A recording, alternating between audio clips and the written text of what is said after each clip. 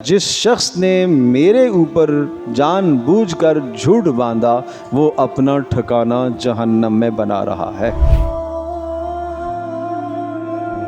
और फिर इस मौके पर अभी आप देखेंगे सफ़र का महीना जब इख्तिताम को होगा और उसके बाद जो है वो रबीउल अव्वल शुरू होने को होगा तो हदीसें मन गढ़त शुरू हो जाएंगी। और वो हदीस इस तरह से भी कोई आप देखेंगे मीडिया पर हरकत करना शुरू हो जाती हैं बातें कि जनाब जिसने सफ़र के महीने के गुजरने की मुझे खुशखबरी दी उसे जन्नत की बशारत है। सब मन गढ़त बातें, झूठी बातें। रसूल पाक सल्लल्लाहु अलैहि वसल्लम की तरफ कोई मन गढ़त बात साबित करना, मंसूब करना जो अल्लाह के नबी सल्लल्लाहु अलैहि वसल्लम ने न फरमाई हो वो बात मन गढ़त है। अगर आपके पास तहकीक नहीं है उस बात को आगे मुंतकिल मत करो। ये आपके नामे अमल में एक गुनाह लिखा गया अगर आपने इस बात को आगे फॉरवर्ड कर दिया। नीचे भले हवाला भी लिखा हुआ हो, कुरान की आयत का भी हवाला लिखा हुआ है, हदीस का भी हवाला लिखा हुआ है, बुखारी मुस्लिम का भी हवाला लिखा हुआ है। अगर किसी मुस्तनद आदमी की तरफ से कोई बात नहीं आ रही है, आपको भी उसकी तहकीक नहीं है, तो आप उस बात को आगे न नकल करें। रसूल पाक सल्लल्लाहु अलैहि वसल्लम ने साफ साफ फरमाया, जिस शख्स ने मेरे ऊपर